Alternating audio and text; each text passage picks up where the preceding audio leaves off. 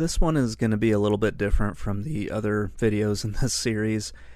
Most of it is going to be on the improvements that took place between Dragon Quest 1 and 2. It's one of the cases where clearly one game is better than the other, but I still want to go through this because that's kind of what I committed to when I started doing this series. So the original Dragon Quest, it holds a place in video game history because it was one of the first turn-based RPGs on the NES and the Famicom.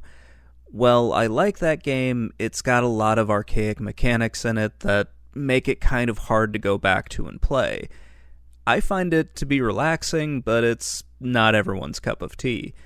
The second game is a big improvement. It still has some game mechanics that I don't like that much, but the story and the gameplay are significantly better than those in the first game. Graphically, they aren't too far apart, but the second game does have a few more cinematic moments in it. It just shows what you could do with a little bit longer development time, and also something to really start from, like Enix had with the first game. Both of these games are high fantasy turn-based RPGs.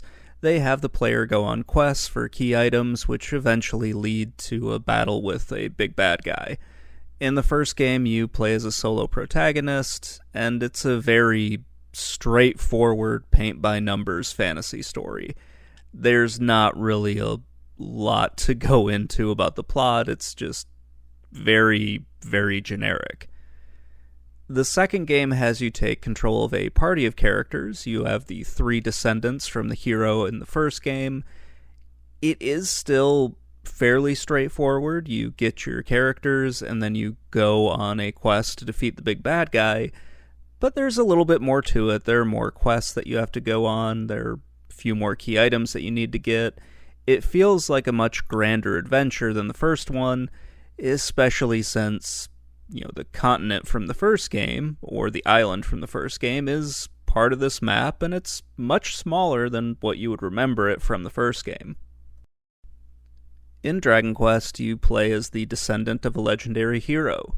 It's a very simple RPG where you only have to fight one enemy at a time. The character in your party does everything. He's, the knight, he's the mage, he's the healer. He has all of the character classes kind of rolled into him. The game design is rather archaic, but it can be fun when you revisit it. I actually do enjoy it, even if it is a pretty simple RPG. Dragon Quest II has the player take control of the three descendants from the main character in the first game. That all gets explained in the plot of the first game, where you beat the game, and then you go off to found a new kingdom. These are the three descendants of that king. So, yeah, that's how they kind of square that circle. And it's a nice way of doing it. When the game starts, you have to go and assemble your party. So you need to find the other two descendants. And, yeah, it's a fun little quest to go on. You have one character who is clearly supposed to be a knight, another character who is supposed to be a mage, and one that is supposed to be a cleric. I'm kind of just giving them generic class names, but there is a little bit more to that. Essentially, one of them can equip heavy weapons and armor, the other one can equip, sort of like the medium tier in armor and weapons, and then can use combat magic and has a few healing spells. The third character has the more advanced magic and can't really equip strong weapons and armor. There were a lot of differences between these games. The two games share a few things in common, such as graphics and plot structure, but then they differ wildly on what they're asking the player to do. So let's go over a few of the major differences that I found in these two games. There were a lot of changes from the first game to the second game, but nothing that just drastically changed what you had to do. Dragon Quest as a series always made just minor changes and tweaks to the overall formula. They never just drastically altered, the gameplay like Final Fantasy would do. The gameplay and the story were really what was mostly improved upon in this game. The graphics really did not change at all. I'll talk a little bit about that later when I go over what each game does better than the other one. For right now, graphics are kind of just a wash between these two games. Right off the bat, the gameplay was improved upon. By having a party of characters instead of a solo protagonist, and also the changes to the story, the tactics during battle, and how you manage your inventory, all of that was much better in the second game than in the first game. It also changed how much grinding you're going to have to do, because each new character is going to start out at level 1. So if you started grinding right away, like many people did in retro RPGs, or at least it was encouraged in retro RPGs, you'd find yourself like 3 or 4 levels ahead of the new character that you just get with you. So yeah, that was something that I remember having to do, and then when I played it again, I was like, oh right, I kind of miss this in some of the modern RPGs. The overall structure of the plot remains pretty much the same, but the second game offers a lot more. There are more quests you need to go on, there's more of an adventure that you have to do. It feels much grander than the first game. I would say Dragon Quest II is a more complete story than the first game is, just because there's more to the plot, there's more stuff that happens. It's just an overall better story. Having 3 characters makes the battles much more strategic, which is beneficial when you're fighting multiple enemies, which you're going to have to do in this game. This is better from a gameplay standpoint, but the graphics in the battle scenes are a little bit worse. The second game, the screens are rather basic, while the enemies are pretty much the same. There's a little bit more uniqueness to them, but overall, it's... yeah, I'll get into that later. Dragon Quest II asks the player to do more than the first game did. Going on a quest to find your party made the story a lot more fun for me. There's more key items that are introduced into this game, which can slightly alter the gameplay. A few of these items create puzzles that you have to solve. None of these are really overly complex, but at least they're there, and it's kind of a fun thing that you can do in the game. There are a few more major differences, but these are kind of related to each other. While the core of the game is pretty much the same, the way the developers put everything together is different. Overall, I think the second game is just much better than the first game.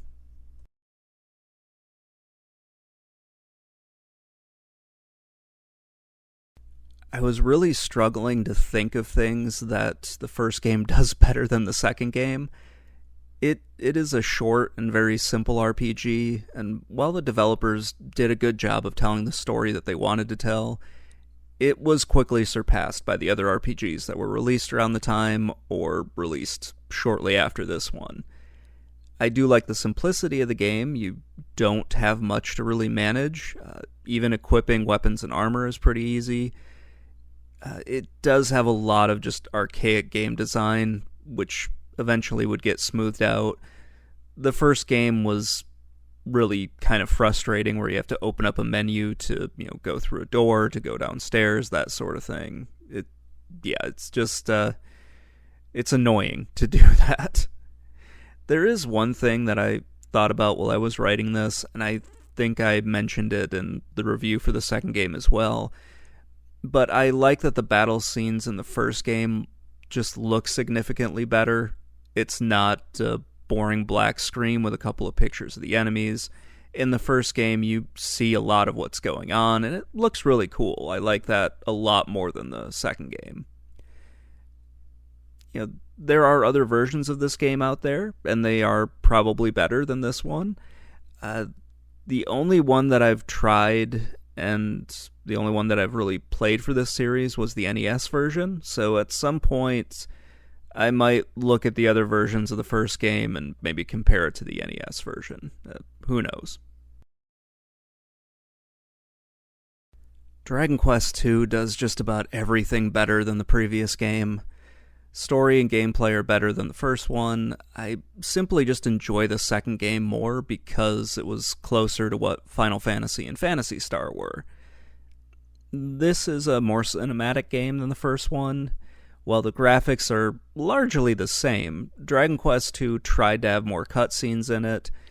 These kind of use in-game graphics, which is understandable for the time. It's kind of what most RPGs were doing, or at least most RPGs had this in there. They do add something to the game, and they kind of help tell the story, which is, again, much better than the first game. I like it when a game sends you on a quest to find your party members at the very beginning. This is how Dragon Quest II starts, and after you get through the opening cutscene, which is done pretty well here for a game of this time, even that kind of will require some backtracking to go through that initial tutorial. That's something that every RPG kind of does, and while it is a little annoying, it's understandable for what it wants you to do. The key items feel like they matter a little bit more in this game. Besides collecting the armor that you need in the first game, the second game has you looking for more key items to complete your quest. You have to go find the crests, you have to find the armor that you're needing, you need to find a whole bunch of other random stuff, like keys and that sort of thing. This, it's something that I've come to expect from a lot of RPGs from this time, and Dragon Quest II does a better job of keeping you busy while you're playing the game. And that's something that the first game did not do as well. There were a few quests in it, but there's a lot more in Dragon Quest II, and they feel more meaningful. The one thing that really stuck out to me was the mirror. You have to find the princess, and that she's your third party member, and she's been turned into a dog. You don't necessarily know this right away, but you find it out eventually. And that's from talking to all the different people in the towns, or just looking up the guide online, you'll figure it out. And you need to find a mirror in order to break the spell, and it felt much more rewarding than anything I did in the first game, where you go find this mirror, go find out where the princess is, and then you show the dog the mirror, and she turns into a princess, and boom, you've got your party together. It just felt like it mattered a lot more, and it was more rewarding than most of what I did in the first game. There are a lot of other things that I could talk about, but for the sake of brevity, I don't really want to get into that. I think the inventory system is better in this game. I think the menu system was simplified and much better in the second game than the first one. There's just a lot of stuff in the second game that was greatly improved on from the first one. So let's just get into why I think Dragon Quest II is the better game, because I think that should be pretty obvious by now.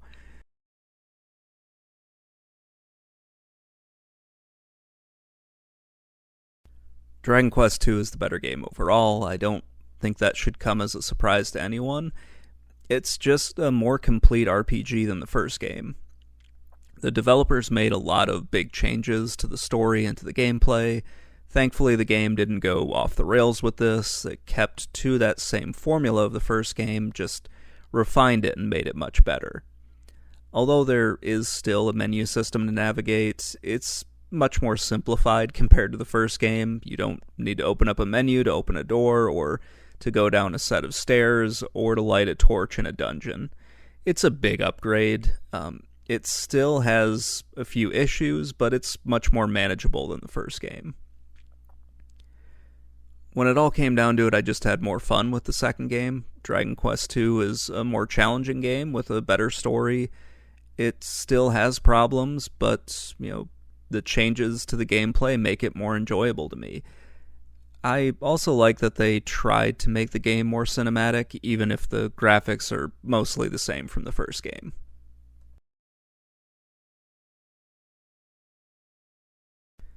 I would rather go back and play the second game. This isn't a case where one game, I think is more fun to play, even though it's not the best.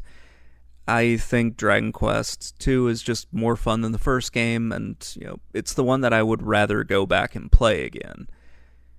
There is just more to the second game, and, I don't really want to repeat myself any more than I already have, so yeah, there really isn't much else to say that I haven't already said on this. I think the developers greatly improved on the user experience in the second game, and they crafted a very fun adventure that is just more fun than the first game was.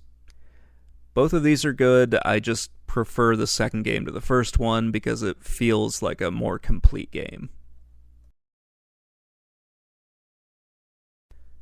It was a little disappointing that the developers didn't do too much to improve on the graphics from the first game.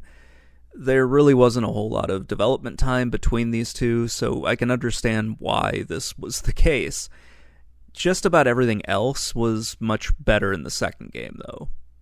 When I first played the second game, I became pretty frustrated with it, just due to the amount of grinding I did. It felt like I spent most of my time just getting money for equipment, and that wasn't exactly what I wanted to do.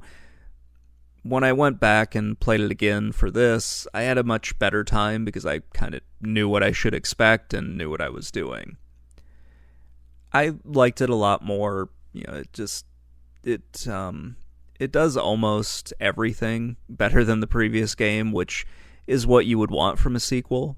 Enix did a better job of keeping the formula familiar while making kind of minor tweaks to it. This one saw some more significant changes than we'll see when we look at the third game, but I still wish they had done more for the graphics. Anyway, that's going to wrap things up. Let me know what you think in the comments below, and I will talk to you all later. Bye.